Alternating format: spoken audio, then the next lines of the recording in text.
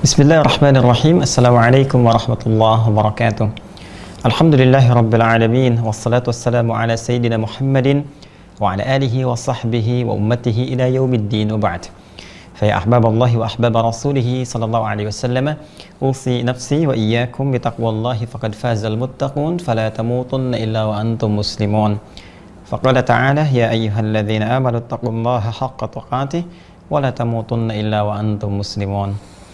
Saudara-saudariku, semoga kita semua senantiasa disehatkan oleh Allah Subhanahu wa taala. Alhamdulillah, dengan izin Allah telah sampai kita pada hari kelima di bulan Ramadan. Kita bermohon kepada Allah semoga seluruh amal ibadah yang telah kita tunaikan, khususnya dari awal Ramadan sampai dengan saat ini, berkenan diterima oleh Allah Subhanahu wa taala. Alhamdulillah, berjumpa kembali dalam kajian Madrasah Al-Bukhari, khususnya dalam kajian kitab As-Shaum. Hadis-hadis Nabi Shallallahu Alaihi Wasallam yang terkait dengan bimbingan dalam menunaikan ibadah saum, khususnya siam Ramadan.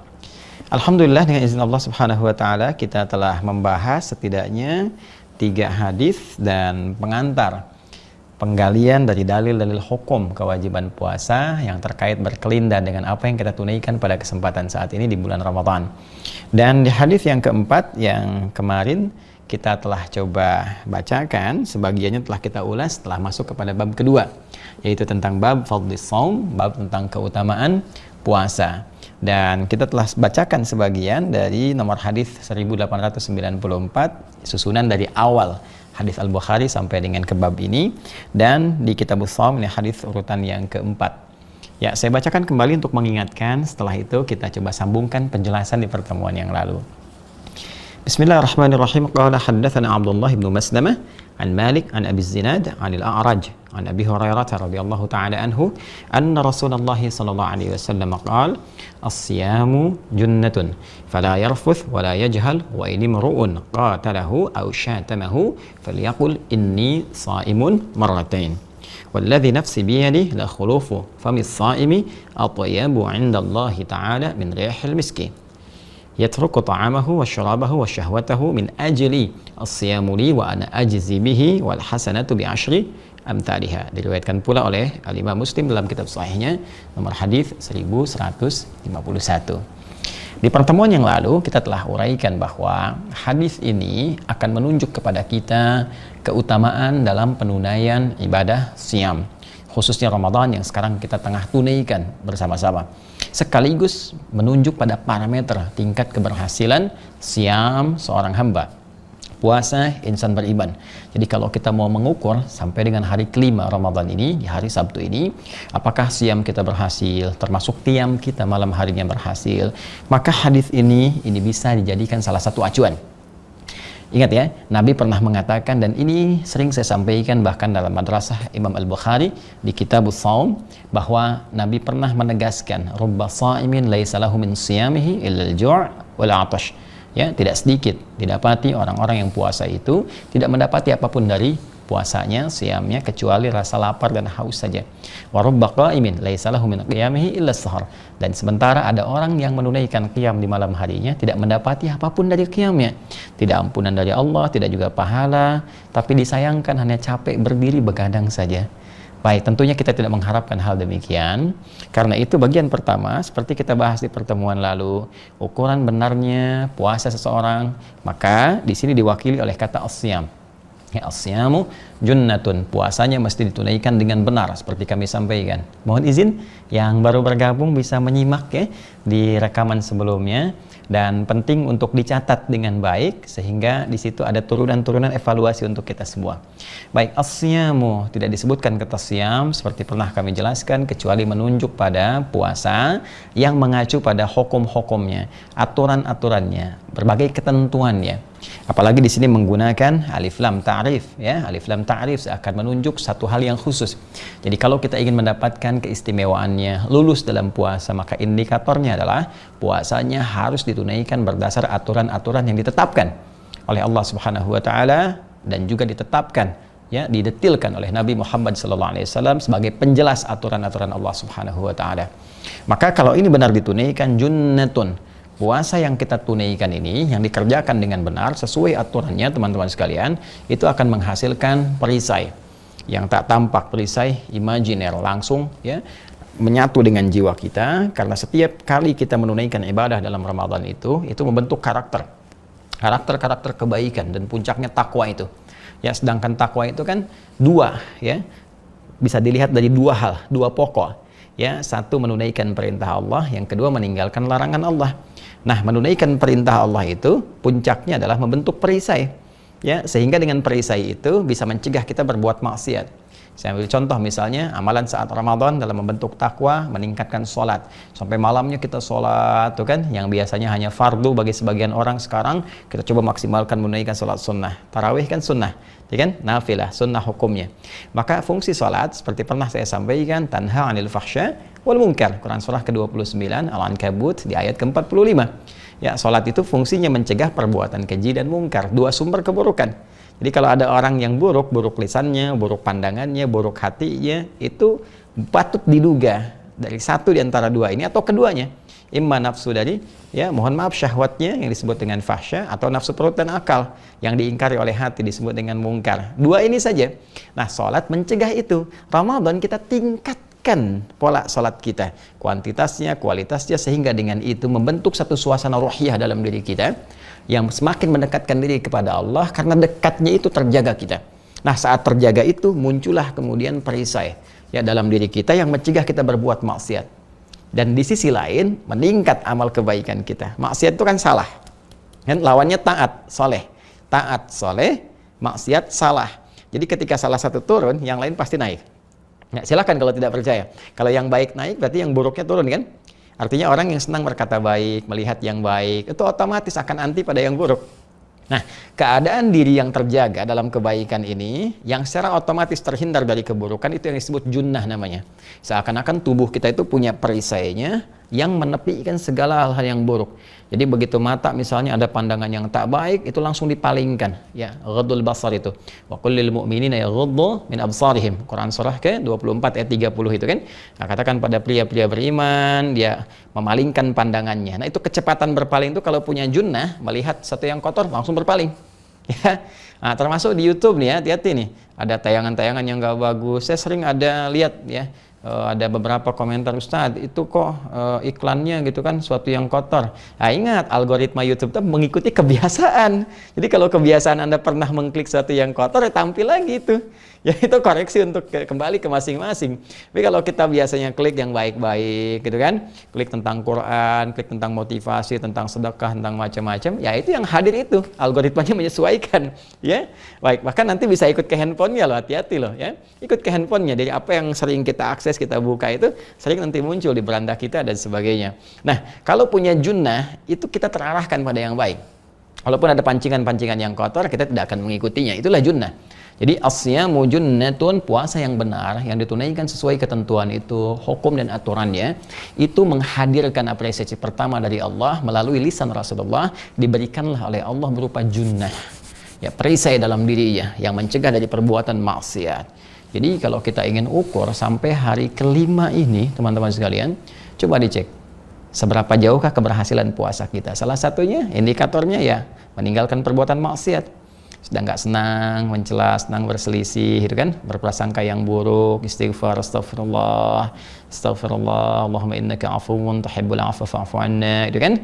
Minta ampun kepada Allah, istighfar, la ilaha illa anta subhanaka inni kuntu minadh dhalimin. Kemudian dampak dari situ, karena yang maksiat itu tinggal, maka yang taatnya itu muncul. Maka tertariklah kebiasaan kita untuk meningkatkan amal saleh. Ya, ngajinya bertambah gitu kan, senang berbuat baik dalam segala aspek yang bisa kita lakukan, baik fisikal ataupun material ya. Secara fisik sholatnya meningkat, baca Quran, secara materi rajin sedekah dan sebagainya. Itu otomatis. Nah, untuk mengecek itu Nabi meneruskan ya, perhatikan terusannya yang kita bisa bacakan di sini, fala yarfuth. Maka kalau Anda ingin melatih itu semua untuk mendapatkan perisai puasa benar, aturan yang pertama, tinggalkan segala hal yang merusak. Ya, merusak. Hal-hal yang bisa mendorong kita berbuat maksiat, tak sadar kita berbuat salah, mengurangi nilai puasa kita. Pertama, rafath. Ya, rafath itu kata-kata yang kotor. Ya bentuknya bisa jorok gitu ya, hal yang terkait dengan erotis misalnya dan semacamnya, ya pornografi, porno aksi dan sejenisnya. Bisa juga dia masuk pada segala yang bentuk yang kotor, ya celaan kan kotor gitu kan, keluar kata-kata kebun binatang, kata-kata yang tak pantas dan sebagainya, masuk ke situ. Ya walaupun dalam keseharian lebih diasosiasikan kepada hal-hal yang sifatnya jorok, erotis dan sebagainya, gitu ya. Ada konteks rafath yang positif. Ya, contohnya misalnya apa? Di Al-Baqarah ayat 187. Ya, uhilla lakum lailatas siyam rafathu ila nisaikum. Ya, uhilla lakum lailatas siyam rafathu ila nisaikum. Boleh di malam puasa itu jikalau kemudian suami istri pengen bercumbu ya, antara suami dengan istrinya, kemudian saling merayu di situ. Itu diperkenankan malam harinya. Ayat ini turun untuk membatalkan dugaan sebagian orang yang melihat pada kebiasaan orang sebelum masa Islam. Sebelum Nabi SAW diutus, ada orang biasa puasa, menyimpulkan, kesimpulannya kita ingin tingkatkan lagi kekuatan kita sehingga malam pun ikut puasa juga. Maka itu isunya menyebar di lingkungan Nabi, ya, tersebar di lingkungan para sahabat Nabi SAW. Maka ketika tersebar 1-2 pembicaraan, sampai berita kepada Nabi, turunlah ayat ini. Tidak benar, puasa itu siang harinya. Malam itu tingkatkan ibadah berupa qiyamnya. Kalaupun ada hubungan suami istri, ingin bercumbu rayu dan sebagainya, diperkenankan. Dan dalam cumbu rayu kadang-kadang keluar rafath kan, maka itu diperkenankan. Sama dengan iri hati, dengki, itu nggak boleh, dilarang, kecuali pada 2 hal. La hasada illa fitnatain. Tidak ada iri hati, dengki kecuali pada 2 hal. Ya rajulun atahullahul Quran, yaitu seorang yang diberikan anugerah oleh Allah Quran atau ilmu, kemudian dia mempraktikkan bacaannya siang dan malam. Wa rajulun atahullahul mal. Ya, kemudian yang kedua, Allah berikan kelapangan harta pada seseorang, kemudian fayunfiquhu, maka dia menginfakkan harta itu di jalan Allah siang dan malamnya. Jadi ini perbuatan ini boleh, ya kita merasa cemburu. Nah ini hasad boleh, dan namanya pun dirubah menjadi ghibthah. Ghibthah, hasad yang positif, yaitu kecemburuan yang positif. Di luar itu nggak boleh, kecemburuan untuk supaya orang lain nikmatnya hilang. Ya, cemburu pada mobilnya, bagaimana supaya mobilnya rusak, nah, itu nggak boleh. Ya, demikian di sini fala yarfuth, dalam konteks yang negatif jangan dilakukan rafath, kata-kata yang kotor. Ya, mohon maaf sekali saat masih puasa kok sibuk berselisih. Ya, sibuk berprasangka buruk, sibuk bikin hoax. Hati-hati nih ya, hati-hati. Saya sering baca berita, ya berita-berita di online misalnya, baik media cetak, elektronik ya khususnya. Kita lihat tiap hari kok tampilannya ada aja ya yang berselisih, ya padahal sedang puasa loh, hati-hati. Ya kan? Kemudian ya saling balas, saling ini, saling itu, apapun profesinya. Ya mohon maaf misalnya mau kita di aktivitas biasa, apakah mungkin di politisi misalnya, ya di diplomasi, di birokrasi, antar elit dan sebagainya. Ingat kalau puasa itu mesti dijaga. Ya, karena puasa itu positif sifatnya. Ya, puasa itu konstruktif, membangun, mengeluarkan karakter-karakter kebaikan. Maka ditahan. Ditahan ya, itu bisa merusak. Nanti junnahnya malah kosong. Nah, jadi ini bagian pertama. Ingat, kalau itu disampaikan pasti terjadi. Pasti terjadi, akan didapati suasana saat puasa terpancing kita. Ya, untuk saling berkata yang tidak baik. Ya, puncaknya mungkin ada hoax, ada macam-macam dan sebagainya. Ya. Sama persis seperti ayat haji ya. Ayat haji itu menyandingkan salah satunya kemungkinan perbuatan rafath. Itu di Al-Baqarah ayat 197. Al-hajju asyhurum ma'lumat, faman farada fihinna al-hajja fala rafatha. Ya, maka siapa yang sudah memantapkan dirinya untuk siap berangkat haji, maka hati-hati, kata Allah, jangan sampai saat haji itu terjadi rafath. Artinya apa? Kalau Allah sampaikan itu, ada potensi-potensi untuk berkata itu. Ya, saat tawaf tiba-tiba keinjak keluar kata-kata kotor, memaki, bis sholawat misalnya telat datang, tiba-tiba marah-marah ini dan sebagainya, itu rafath. Ya, itu rafath. Nah, saat puasa dilatih kita. Jangan berbuat itu. Itu kalau kita bisa menaklukkan kemampuan lisan kita untuk berkata yang demikian, maka insya Allah suasana yang lainnya akan baik. Karena lisan ini mewakili bahasa hati. Ya, jadi lisan itu penterjemah hati, penterjemah pikiran kita. Dari hati dituangkan ke pikiran, dicerna, dikeluarkan lewat lisan. Jadi kalau ingin mengetahui suasana hati seseorang, itu 90% bisa dilihat dari lisannya. 10%-nya gesturnya, ya kan? Baik, jadi bisa kelihatan dari lisan, apa yang dia bicarakan, itu kita bisa nilai. Ya, bahkan kita dari bagaimana rambatan gelombang suaranya, ya intonasinya, nadanya, bisa kita ketahui apakah orang ini tulus atau tidak, ya kan? Ataukah berupa sindiran, ataukah berupa kata-kata misalnya yang satir, yang macam-macam, bisa diketahui. Pun dari niat yang paling dalamnya akan berpengaruh pada kualitas kata-katanya. Apakah sampai ke hati atau sampai ke pikiran saja, ya ataukah baru sampai ke pikiran langsung balik lagi, itu mungkin. Dan kalimat-kalimat lembut itu atau disertai keikhlasan itu kekuatannya dahsyat. Bahkan dia bisa memerintah tanpa dengan kata-kata yang tajam. Bahkan dia bisa mencegah tanpa harus kemudian memaksa misalnya ya, dengan intonasi yang sangat indah. Baik, itu bagian pertama. Jadi kalau kita bisa menaklukkan, pelihara lisan kita, maka kemungkinan 90% bagian diri kita itu aman. Sumber perkelahian dari lisan, kan? Sumber perselisihan dari lisan, sumber macam-macam umumnya dari lisan. Baik. Sehingga orang Arab pernah berkata, itu izalatul lisan akhtar min izalatil aqdam. Terpelesetnya lisan itu lebih berbahaya dibandingkan terpelesetnya kaki. Terpeleset kaki menjatuhkan badan, terpeleset lisan menjatuhkan kedudukan. Nah, bikin status tuh ya. Terpeleset kaki menjatuhkan badan, terpeleset lisan menjatuhkan kedudukan. Baik. Kemudian wala yajhal, jangan berbuat yang tak pantas, tindakan-tindakan bodoh. Ya, jahalah itu pernah saya sampaikan, kadang-kadang ada yang melahirkan dosa, ada yang tidak melahirkan dosa, tapi berpotensi orang lain menjadi berdosa. Ya, unik ya. Nah, misal gini, Quran surah keempat An-Nisa, ya, Quran surah keempat An-Nisa ayat 17, ini tentang taubat. Innamat taubatu 'ala Allahi lilladzina ya'maluna su'a bijahalatin. Ya, tsumma yatubuna min qarib. Ya, Quran surah keempat ayat 17, di paling kiri agak sedikit ke tengah. Ya, innamat taubatu, sungguh taubat yang diterima oleh Allah Subhanahu wa taala itu, ya, adalah taubat 'ala Allahi lilladzina ya'maluna su'a bijahalatin. Orang-orang yang berbuat satu keburukan, salah, dosa bijahalah, karena awalnya perbuatan-perbuatan yang tidak pantas. Nah, ini jahalah di sini perbuatan yang ya tidak pantas yang melahirkan dosa. Ya, mohon maaf lah, ya mohon maaf, kita sudah paham bersama, kita mengerti bahwa misalnya bikin hoax itu salah, tapi masih bikin hoax, itu kan dosa, ya kan? Kemudian ya mencela gitu kan, pada yang tidak pada tempatnya, ya itu kan sudah tahu salah tapi dikerjakan juga. Nah, itu jahalah namanya. Mirip es batu ditiupin, ya kan? Ya udah tahu dia udah ada asap jadi tiupin juga, udah tahu dingin. Itu kurang lebih seperti itulah, ya. Tapi ada perbuatan yang secara langsung sih tidak berdosa, tapi menyebabkan orang lain bisa berdosa. Ya contoh lah ya, sering saya katakan, Anda usia 50 tahun, tinggal di sebuah komplek. Anda keliling komplek Anda waktu Ramadan lagi, ya pakai sepeda cucu Anda yang 5 tahun. Ya dosa sih enggak Joni, gitu. Cuma perbuatan itu menjadikan orang-orang terpancing dosa. Akhirnya begitu melihat Anda muncul komen, ya kan? Apalagi sekarang eranya media sosial, begitu di komen, kemudian di share, like, ya ada like, ada dislike, ada macam-macam, ya muncullah kemudian orang diskusi di situ. Kenapa si Fulan begini? Kenapa begitu? Oh pantas dia begini. Nah itu dia. Oh ujungnya apa? Oh nggak nyangka ya, tuh nyangka. Ketika seorang berkata tidak nyangka, dia sedang nyangka. Ya kan? Baik, nah itu diantaranya, itu jahalah. Maka Nabi mengatakan, latih perbuatan Anda dalam puasa ini supaya tidak berbuat jahalah. Jadi kalau orang sudah terbiasa mengondisikan dirinya mencegah perbuatan jahalah yang menurunkan muru'ah, kehormatan kita, maka langkah selanjutnya pasti akan tertahan. Awalnya kan jahalah, ya perbuatan yang tidak ada nilainya, selanjutnya yang mengandung dosa. Jadi kalau kita pada step pertama sudah bisa menghentikan, maka perbuatan dosa bisa kita tahan. Jelas ya?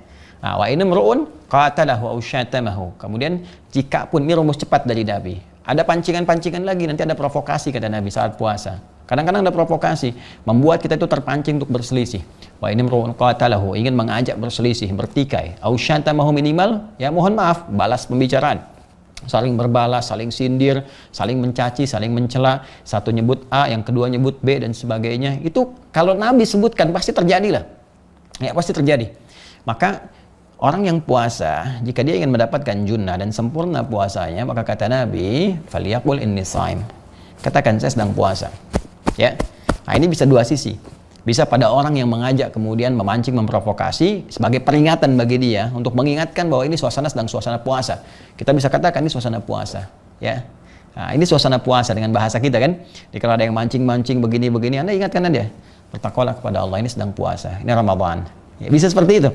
Bisa yang kedua, ya itu kepada diri kita. Kalau orangnya memang sudah ya nggak punya batas dalam nilai kebaikan lah. Ya dalam arti mohon maaf, dalam arti bukan artinya kebaik-baik banget, nggak, terhambat untuk menjadi baik. Sehingga kita katakan ingatkan begitu pun balik marah. Ya ini sedang Ramadan, ya nggak pantas lah kita sedang puasa. Dia balik, emang kenapa? Soleh kamu gini. Nah kalau sudah kondisi yang begitu, katakannya pada diri kita, ya pada jiwa kita. Saya sedang puasa, nggak boleh balas. Saya sedang puasa, kita doakan ya Allah bukakan pintu hati baginya, lembutkan jiwanya ya Allah, damaikan keadaan hatinya, ya baikkan lisannya. Sudah cukup, ya cukup. Setelah itu kita diam. Diam dalam sesuatu perdebatan, walaupun kita unggul di dalamnya, itu tetap menjadikan kita mendapatkan apresiasi dari Allah Subhanahu wa taala. Punya nilai di hadapan Allah. Wal kadhiminal ghaidha. Orang-orang yang sanggup menahan amarah disediakan surga seluas langit dan bumi. Bahkan dalam salah satu riwayat disediakan satu istana di antara taman-taman surga. Ya, ada yang mengatakan di tepian surga. Ada yang berkata, Ustadz kok di tepian? Ya biarin aja, yang penting dapat istana daripada enggak sama sekali ya di surga, ya kan? Wah, masya Allah. Teruskan. Ya, marwataini walladzi nafsi biyadihi. Nah, demi Allah yang menggenggam jiwaku. Masya Allah, ini saya sering katakan Rasulullah itu kalau berkata sebetulnya tidak harus bersumpah, karena beliau itu semua tutur katanya adalah terbimbing oleh firman Allah Subhanahu wa taala. Wahyu dari Allah Subhanahu wa taala, petunjuk dari Allah. Wa ma yantiqu 'anil hawa in huwa illa wahyu yuha. Dan beliau tidak bertutur dari nafsunya, tapi semua bimbingan dari Allah Subhanahu wa taala. Karena itu kalau ada dalam pembicaraan Nabi disampaikan informasi dan disertai dengan sumpah, apalagi mempertaruhkan jiwanya. Walladzi nafsi biyadi, demi Allah yang menggenggam jiwaku, demi jiwaku yang digenggam oleh Allah Subhanahu wa taala. Nabi sampai mempertaruhkan keadaan jiwanya untuk bersumpah. Ini menunjukkan sesuatu yang sangat penting. Ya, sesuatu yang sangat penting. Kata Nabi, la khulufu fa bis-shaimi atyabu 'indallahi ta'ala min rihil miski. Di riwayat lain, atyabu 'indallahi yaumal qiyamati min rihil miski. Orang-orang yang mampu mengerjakan seperti yang tadi, dia jaga lisannya dari perbuatan rafas, menjaga dirinya, menjaga keadaan dirinya supaya tidak terpancing dalam keburukan. Itu oleh Allah diberikan satu kemuliaan. Ya, di antara tandanya orang yang berhasil ini, jadi nanti saat hisab, saat kiamat, kita akan ketahui ahli ini. Ahli puasa yang nanti kelak, nanti kita akan dapati hadisnya juga, mendapatkan anugerah masuk surga dari Babur Rayyan, pintu Ar-Rayyan. Dan tanda-tandanya di antara mereka adalah bisa kelihatan keluar bau harum ya di mulutnya. Demi Allah yang menggenggam jiwaku, kata Nabi Muhammad SAW, la khulufu famis saimi, sungguh bau mulut ya orang yang puasa itu, yang benar puasanya, yang seperti tadi disebutkan, bukan menahan lapar dan haus saja, kan? Tapi bagaimana mengontrol dirinya, mengontrol lisannya, mengontrol keadaannya, menjauhi pancingan provokasi. Orang-orang seperti ini diberikan tanda oleh Allah. Di antara tanda utamanya keluar bau harum semerbak di lisannya lebih daripada bau harum kasturi. Ya, kasturi itu yang paling tinggi tingkat harumnya. Rihal miski itu khitamuhu misk wa fi dzalika falyatanafasil mutanafisun, ya kan? Khitamuhu misk ini sudah jadi ungkapan dalam Al-Qur'an dan diambil di kalangan masyarakat orang Arab. Bagaimana akhir kehidupan yang semerbak, yang wangi dan sebagainya. Itu sebagai kata kiasan. Nah, ada orang yang diapresiasi oleh Allah jadikan lisannya itu mengharumkan, melahirkan bau harum yang semerbak. Ya, bau harum yang mewangi itu, Masya Allah, sangat luar biasa. Dan jangan salah memahami ini ya. Nah, yang salah memahami, dulu ada anak SD ya, satu cerita gambaran itu kan, sampai rumah nggak mau sikat gigi, nggak mau apa kan, sampai bau mulutnya itu luar biasa lah kalau bicara. Habis sahur makan jengkol, kemudian malamnya buka makan pete dan sebagainya. Ibunya tanya, kenapa kamu nggak sikat gigi, baunya kan aneh ini. Nah, mama, di sekolah diajarkan bau mulut orang puasa itu lebih wangi ya, di hadapan Allah dibandingkan dengan minyak kasturi. Nah, bukan berarti enggak ini ya, bukan berarti harus bau gitu. Nah, itu cara bacanya juga penting. Ya, mungkin kita bisa katakan ya harumnya, apa namanya, lisan atau mulut orang yang berpuasa itu yang diapresiasi. Jadi bau yang dimaksudkan di sini bukan bau yang nggak jelas ya, yang dimaksud harum. Ya, harum, indah, semerbak seperti kita pakai minyak wangi. Ini adalah pertama bentuk majas saat di dunia. Majas kiasan saat di dunia, yaitu apa? Kita yang menjaga lisan itu dari keburukan sehingga keluar kata-kata mulia itu harum. Ya, itu semerbak sehingga menyebar keharumannya dan diakui, bahkan dicatat, bahkan sebagian orang membuat status dengan itu. Ya, istilah kita quotes gitu kan. Nah, di akhirat majazi itu menjadi hakiki. Dijadikan oleh Allah nilai kebaikan itu. Ada sebagian hamba yang memang diistimewakan dengan keadaan harum ini. Ya, saya ambil contoh misalnya, saya di kesempatan Jumat lalu saya sampaikan di khutbah Jumat dan mungkin di Adinet Official juga ditayangkan kembali. Ada Imam Nafi' Al-Madani, gitu ya. Imam Nafi' Al-Madani ini punya dua nanti yang meneruskan qiraat beliau, yaitu Imam Warash dan Qalun. Imam Warash dan Qalun. Itu Qalun sekarang dibacakan di Tripoli, ada di Libya gitu kan. Warash misalnya di Mesir dan sebagian Afrika. Nah, itu teman-teman sekalian, Imam Nafi' ini punya keunggulan. Walaupun pendengaran beliau nggak terlampau sempurna, tapi beliau ini Masya Allah, ini ahli Quran, bisa membenarkan dan melihat kesalahan seorang pembaca Quran dari gerakan bibirnya saja. Dan setiap beliau bicara itu mengeluarkan bau harum.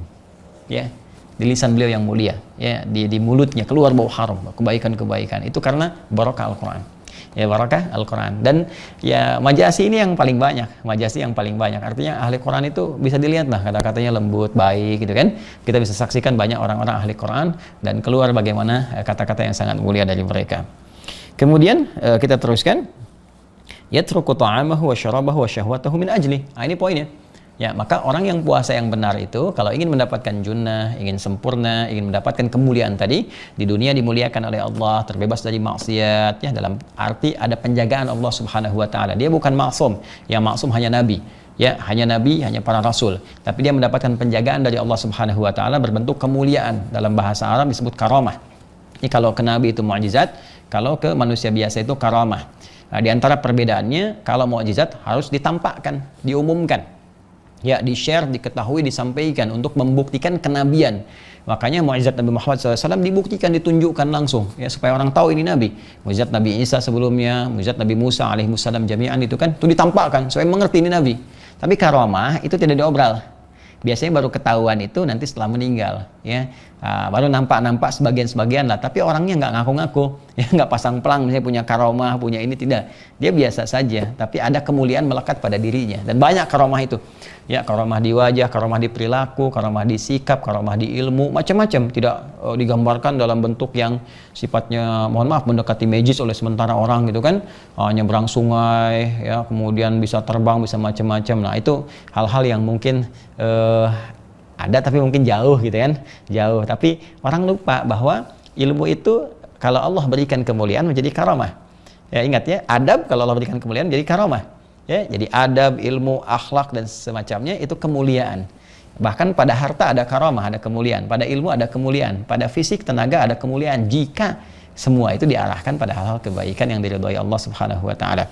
Nah, orang-orang puasa ini, ya, kalau puasanya benar, maka dia meninggalkan syahwatnya, ya, syahwat dalam konteks hal-hal yang jelek, yang buruk, ya. Bahkan dalam i'tikaf dia tinggalkan dulu hubungan dengan istrinya atau suaminya dan seterusnya. Kemudian dia coba tahan makannya, ya, dia tahan kemudian minumnya secukupnya untuk mendekatkan diri kepada Allah. Dan konsepsi puasa itu makan minum yang cukup, yang menjadikan kita kemudian terbawa untuk semangat menunaikan ibadah, aktivitasnya dinilai sebagai ibadah. Jadi kalau kita tarik menjadi karakter dalam kehidupan, maka Masya Allah, hidup kita tertata, nggak berlebihan makan, nggak berlebihan minum, ya, semua cukup, ibadah nyaman, kan gini kan? Coba lihat, buka kan cukup, ya, minum cukup. Awal-awal kan semua pengen dikoleksi, ya, pengen jus, pengen ini, pengen itu, toh yang diminum teh manis juga, ya kan, dengan gorengan, ya, ada kurma, alhamdulillah, setelah itu buka, makan, selesai kan? Ya, kenapa setiba kemudian pasca Ramadan berubah lagi? Ya, terus seakan-akan pengen membalas yang Ramadan. Jadi kumpulkan semua ini, ada pertanda yang kurang tepat, ya. Oke. Lanjutkan, bismillah. Kemudian asyamu li wa ana ajzi bihi. Nah, ini keistimewaannya. Kalau orang benar puasanya, ya, seperti yang tadi disampaikan, maka penilaiannya akan langsung dari Allah. Beda dengan amalan biasa. Ramadan itu beda. Jadi kalau kita sholat di hari-hari biasa, itu kan bukan di suasana Ramadan, ya, baca Quran dan sebagainya, dicatat pahalanya.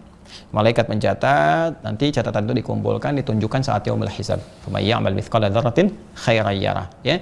Yang baik kan ditampakkan, demikian yang buruk pula. Setiap satu kebaikan diberikan 10 nilainya.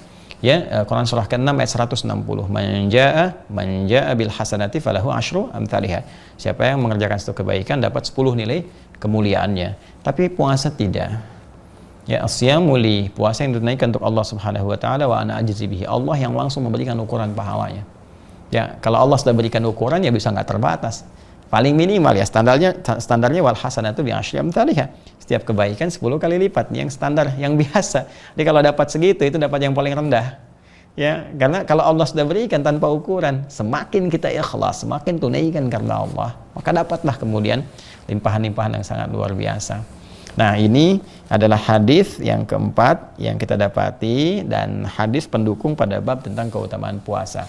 Secara singkat, kalau puasa yang ditunaikan dengan baik, sesuai aturan, sesuai hukum-hukumnya, kan, sesuai ketentuannya, maka pertama Allah apresiasi dengan memberikan satu perisai dalam dirinya sehingga tercegah dari perbuatan maksiat. Kemudian juga Allah jadikan keadaan diri menjadi lebih terhormat, ya. Lisan tertata, keadaan diri tertata, sehingga dengan itu mendapatkan apresiasi, semerbak wanginya di dunia, dan mendapatkan bau harum lebih harum dari kasturi saat kembali kepada Allah di akhirat.